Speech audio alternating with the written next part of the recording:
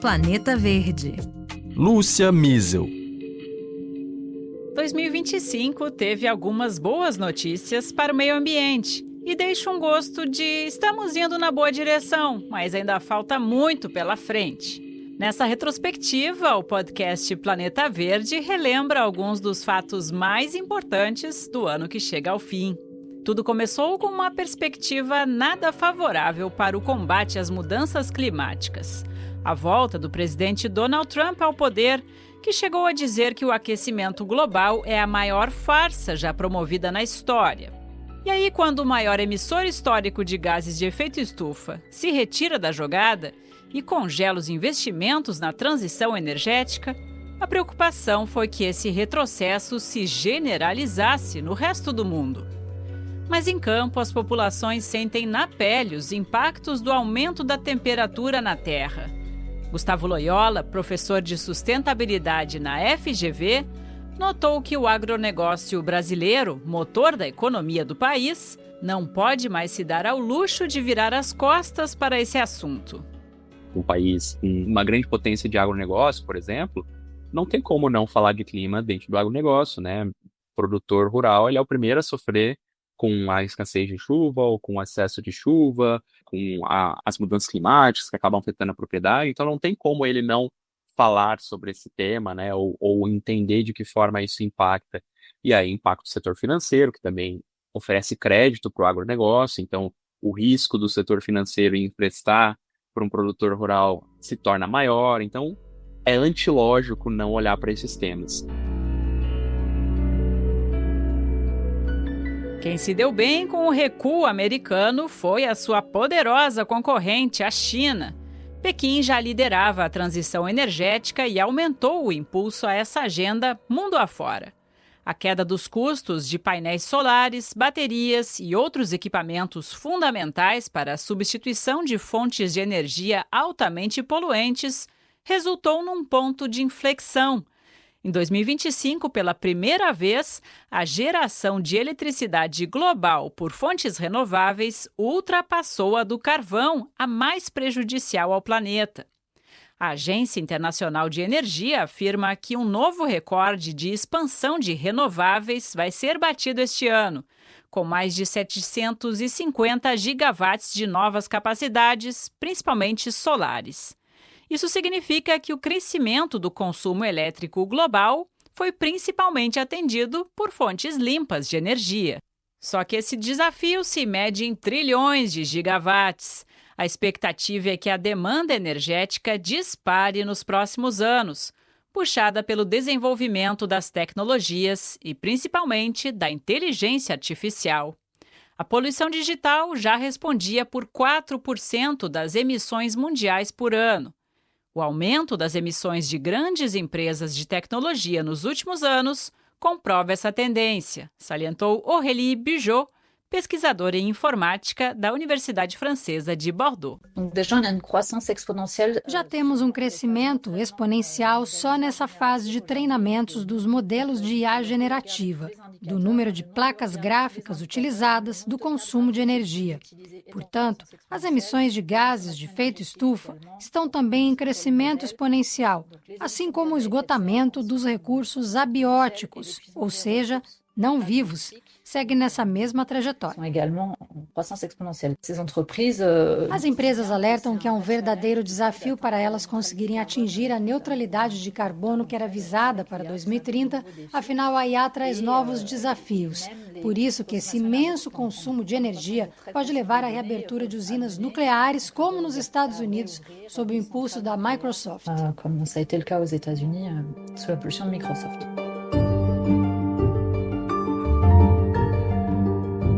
Em ano de COP30 no Brasil, a Conferência das Nações Unidas sobre as Mudanças Climáticas, a RFI também buscou ouvir as populações mais vulneráveis ao aquecimento do planeta. A gente descobriu que nos países em desenvolvimento, a corrida pelos minerais críticos, essenciais para a eletrificação das economias, como o alumínio, o cobalto e o lítio, causa apreensão.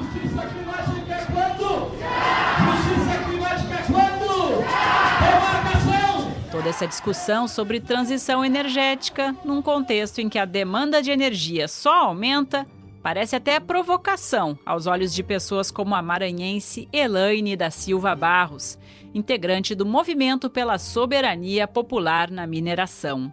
Ela participou das manifestações da sociedade civil à margem da COP30 em Belém.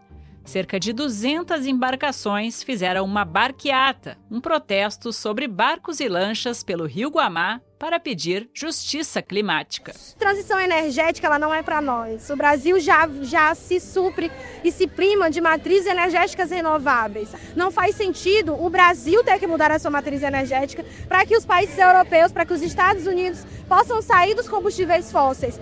Não faz sentido aumentar a mineração nos nossos territórios, aumentar a expulsão dos nossos povos dos nossos territórios. O pescador Benedito de Souza Ribeiro, 62 anos, dependeu a vida inteira do rio Amazonas para sobreviver. Ele sente não apenas os impactos das secas, que estão mais frequentes, como vê com preocupação os planos do Brasil de aumentar as exportações de minerais para a transição energética nos países desenvolvidos. As grandes indústrias, grandes empresas estão se instalando em nossos territórios e estão expulsando nossos pescadores da área. O nosso povo do ribeirinho, que sobrevive da atividade da pesca.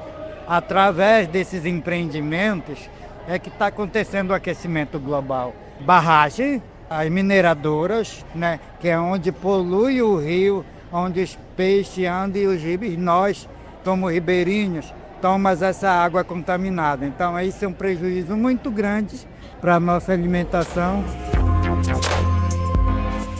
Para não deixar ninguém para trás, a transição energética precisa ser justa.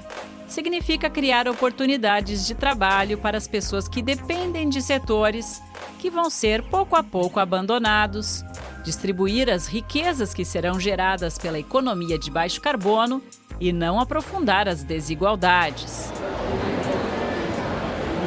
Essa foi uma das principais pautas do Brasil na COP30 e um dos resultados mais concretos do evento. A conferência decepcionou pela pouca ambição dos acordos finais, travada entre dois grupos de países com visões opostas sobre o fim da dependência dos combustíveis fósseis, ou seja, o carvão, o petróleo e o gás.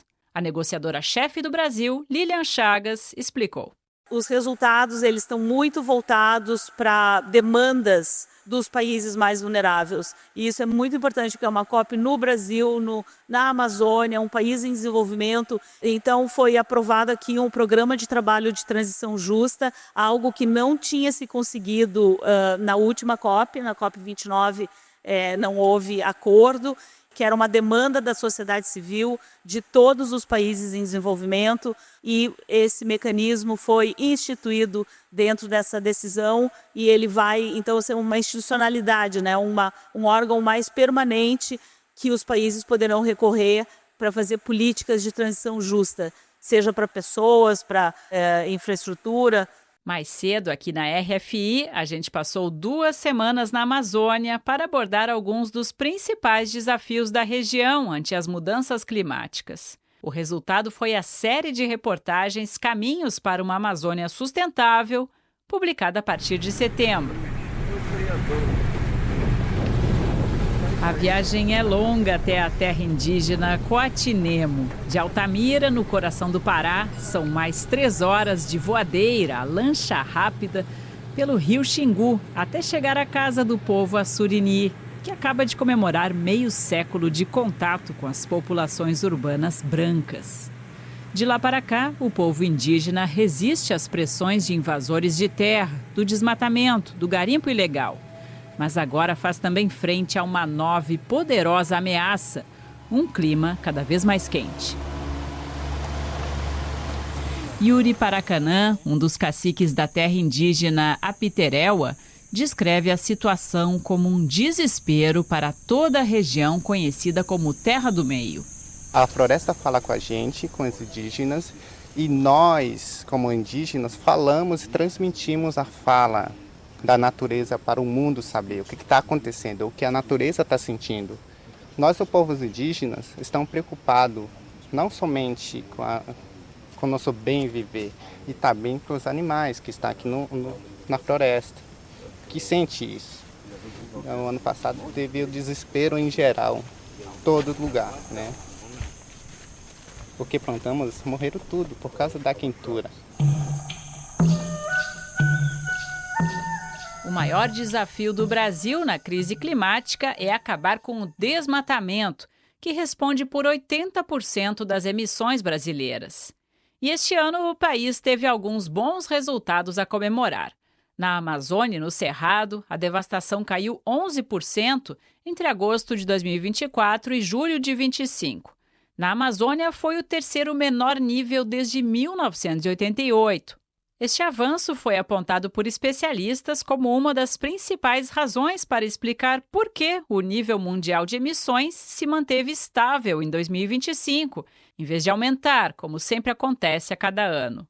Vamos ouvir Fernanda Carvalho, diretora global de políticas climáticas da organização WWF. Eu acho que o Brasil é, sem dúvida, uma referência, não só por causa da floresta, mas pelo que ele tem em termos de conhecimentos, né, científicos a respeito do tema, a questão do monitoramento da floresta, e em termos de uma própria estratégia política para conter o desmatamento, né? O Brasil vem trabalhando com planos de redução do desmatamento desde 2004, com resultados respeitáveis, embora tenha tido anos em que aumentou, a grande média é de redução. Eu acho que o Brasil tem condições de ser a grande liderança nesse aspecto, depende de ter vontade política. O problema é que as divergências na política interna no Brasil ameaçam essa trajetória virtuosa.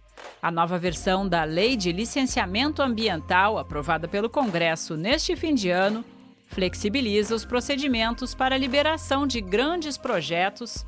Na prática, se a lei entrar mesmo em vigor, pode fazer o desmatamento voltar a subir no país. Análises da ONU sobre os compromissos dos países para combater o aquecimento global indicam que o mundo está, sim, avançando na direção correta. Entretanto, o ritmo precisa ser acelerado.